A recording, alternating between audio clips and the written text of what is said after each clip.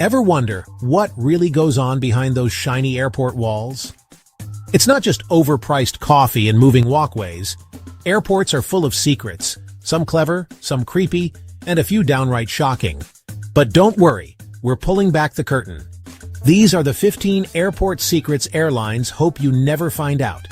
And at the end, I will share a bonus point you must see. Let's go.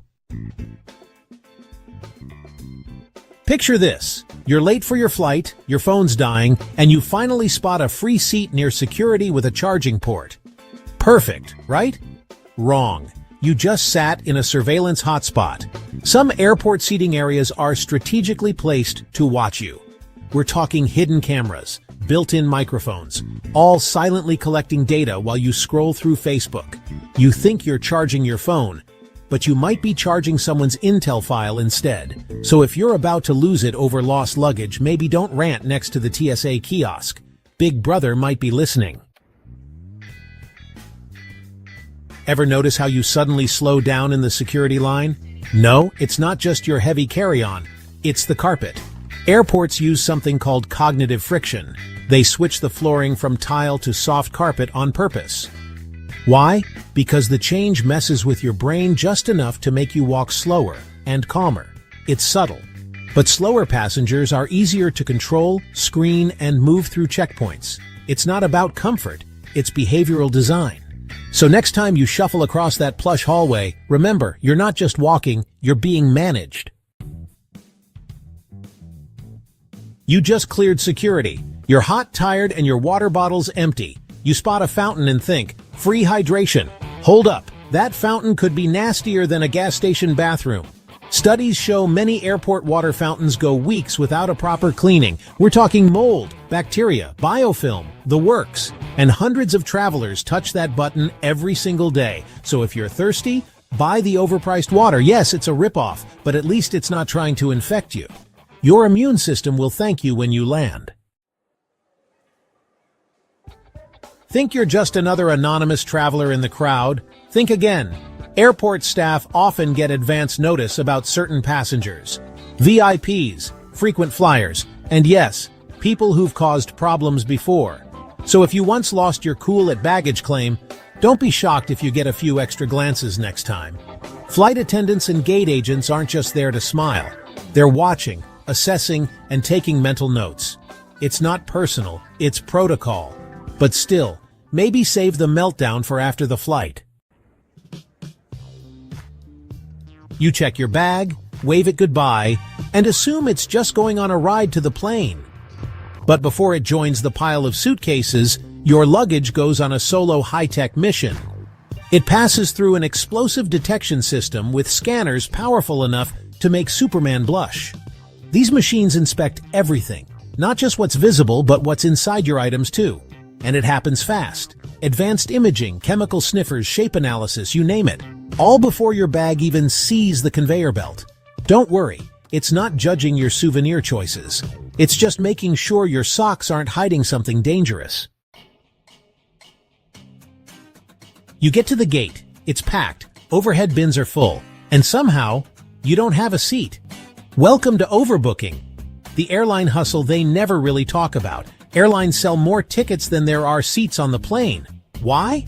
Because they know some people won't show up. They've got data, algorithms, years of trends backing them up. But when everyone shows up, that's when passengers get bumped. And suddenly, your confirmed seat becomes, "We're so sorry, sir. It's legal, it's calculated, and it's all about squeezing every last dollar out of every flight." Nobody wants to talk about it, but yes, people sometimes pass away mid-flight. So what happens if it does? Do they announce it? Nope. Airlines use secret code words to keep things calm. Phrases like Jim Wilson or Operation Sunrise might sound harmless to us, but to the crew, they signal a very serious situation. It's all about avoiding panic and handling things discreetly. So if you ever hear something that sounds oddly formal over the intercom, you might be hearing a quiet emergency in progress. You're at the airport, you need cash, and there's an ATM right next to your gate. Super convenient, right? Not exactly. Those airport ATMs are money traps. They're notorious for sky-high fees, terrible exchange rates, and enough sneaky fine print to make your wallet cry. In some cases, you could lose 10% or more on a single withdrawal. And if you're using a foreign card, even worse. Here's the fix. Always withdraw cash before you get to the airport, or use your credit card for purchases once inside, because that quick cash grab could cost you way more than you expect. You settle into your seat. The tray table looks wiped. The seatbelt clicks. All seems clean, right? Not even close. Airplanes are basically flying Petri dishes. Hundreds of people from all over the world, breathing, sneezing, touching everything. And between flights, most planes get a quick surface wipe, not a full scrub down. The deep clean? Once a month, maybe. That tray table you're eating off could be dirtier than a public restroom stall. So pack sanitizing wipes. Wipe down your seatbelt, armrests, and tray before you settle in, because what you don't see might stick with you. You're hungry, your flight's delayed, and the only thing in sight? A sad sandwich for $14. Welcome to the world of airport markups. Everything, from bottled water to magazines to M&Ms, is priced like it's made of gold.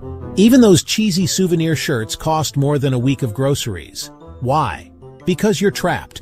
Once you're past security, your options vanish. They know you're tired, hungry, and desperate, and they charge accordingly. So next time you're tempted by a $6 granola bar, remember you're not just paying for food.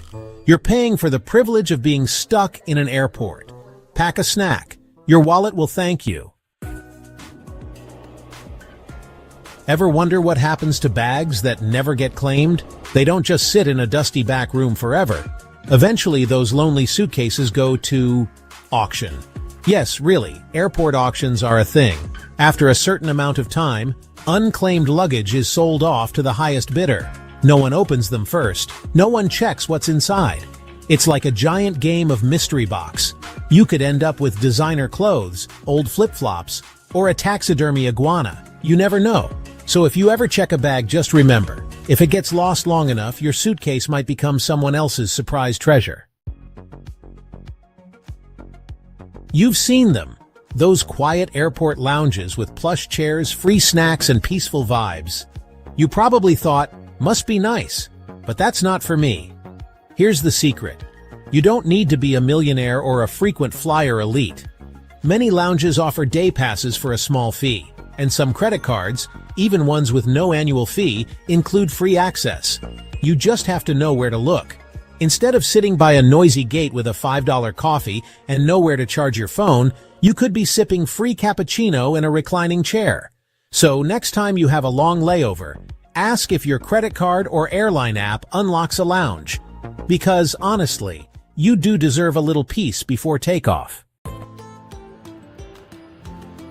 Ever land in here, ladies and gentlemen? We've arrived early? Feels like a win, right? Well, not exactly. You've just been played by one of the oldest airline tricks in the book-padded flight times. Airlines often add extra minutes or even hours to their schedules. That way, even if your flight's running late, it still looks like it arrived on time. Or early. It's all about on-time performance stats. They look good, you feel good, and nobody complains. So next time you celebrate that early landing, just remember, you probably weren't early. They just told you that so you wouldn't notice the wait. You're cruising at 35,000 feet. All seems calm in the cockpit. But here's the twist. Your pilot might be asleep. And no, it's not a disaster. It's actually standard procedure on long-haul flights. Pilots take turns resting in hidden compartments or reclined seats, while the co-pilot or autopilot keeps things running smoothly. It's all tightly regulated and perfectly legal.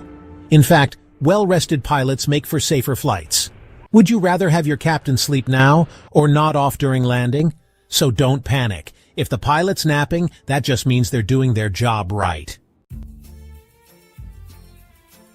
Ever see a plane take off with almost no passengers on board? It's not your imagination. That was a ghost flight. Why would an airline fly an empty plane? It all comes down to airport slot rules. Airlines must use their scheduled takeoff and landing slots or risk losing them to competitors. So instead of canceling flights, they'll sometimes fly an empty jet just to keep that valuable time slot active. It's costly, inefficient, and bizarre, but to the airline, it's worth it in the long run. So if you ever feel like the only one at the gate, you might just be stepping onto a plane. That's flying to nowhere, on purpose. You've just landed. The seatbelt sign dings off. Everyone rushes to the aisle, and then straight to the nearest bathroom at arrivals. Here's the problem. That bathroom? It's the busiest, dirtiest, and most stressful one in the entire airport. Every passenger from your flight and a few before are all trying to use it. There's a line out the door, paper towels everywhere, and no peace in sight. But here's a smarter move. Keep walking. Just head a little deeper into the terminal. You'll find quieter bathrooms that are cleaner, emptier, and actually stocked. It's a simple switch, but it turns that post-flight chaos into a much more civilized experience. So skip the stampede. Your bladder can wait 60 more seconds. Your dignity will thank you.